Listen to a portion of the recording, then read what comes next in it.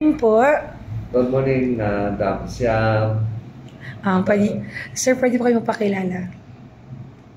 Dam, thank you for coming. Tapos ako ang district engineer dito sa Libak, DPWH, Sultan Kudarat, Second District Engineering Office, located sa Libak. Yes po. So can you please share something with regards with your good governance initiative? Paano po nyo pang napaganda lalo po ang distrito ninyo? At nakita po namin paano po kayo nag-response sa mga disaster po dito po sa area ninyo. Yes, Dam, thank you. So ang nationwide naman yan dahil sa ISO kami, dahil sa management ng Secretary Manuel Putin Bunoan, sa policy niya na kailangan maganda yung lahat na sa operation. Kaya sa amin, dapat pag-andayin namin in compliance kami sa mga standards, responsive kami sa mga needs, especially kung yung national highway na yung ating lugar ay matamaan at saka yung national highway natin ay naapektuhan na hindi na siya passable, mayroon yan policy talaga na within 24 hours, kailangan passable. So yan naman talaga yung nangyayari nationwide sa lahat ng district engineering offices. Gaya rin sa amin, hindi rin siya nagatagal. At saka, yung development, kung sino man yung district engineer dito, ganun din ang mangyari na mayroon talaga development in every district engineering office. So, yung amin na talagang yung manage namin na speed and accuracy pa rin, mabilis, then quality yung implementation ng project namin. Then we see to it na yung national highway natin, dahil may maintenance naman siya, so safe siya for motorists. Kung may mga rest portions, rest area or danger area, kailangan mayroon yun mga proper installation ng sufficient traffic devices para sa makita ng motorists, maiwasan yung accident Dam Siam. So po, nakita niyo po namin how you manage. So sabi niyo po ISO certified ang office niyo. Can you please share to us po your management system here?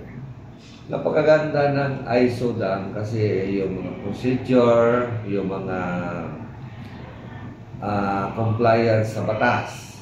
Kung may batas na related doon sa implementation ng project, hindi talaga pwede yun na hindi masunod, non-conformity kaagad. Yung NC, non-conformity ay napakabigat sa amin. Hindi pa namin naranasan Dam. Na-assign ako sa Pinapawan, dito sa Libak for 3 years na, Pinapawan for 5 years. Hindi pa namin naranasan yung magkaroon ng NC. O FI, pwede yung medyo mas magaan, pwede pa. So, yun yung ISO procedure, bidding procedure, procurement, implementation ng mga project, naka-ISO lahat yan, nakasunod sa procedure. Yung mga standards, bukod doon sa DPWH standard, mayroon din ito, malaki ang tulong ng ISO sa DPWH. Yun ang feel ko kasi I'm about to retire this year. And as district engineer, mga 20 years na ako. So naranasan ko yung walang ISO before, tsaka may ISO ngayon. I can't compare. Napakaganda ng ISO. Malaking tulong sa serbisyo sa Pilipino.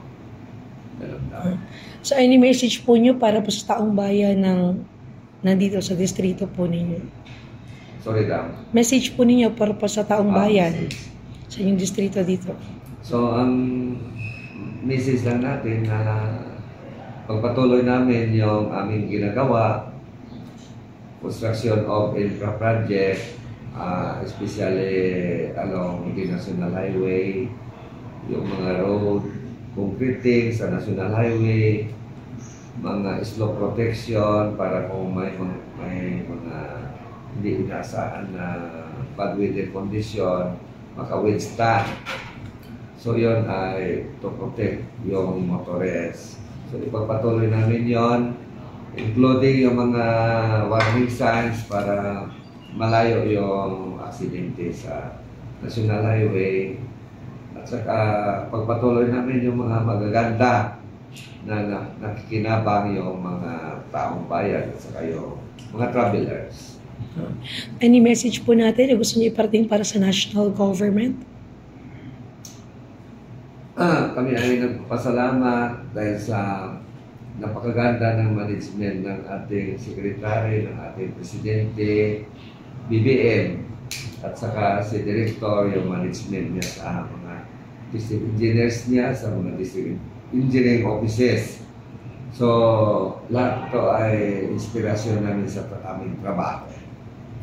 Yun lang pa.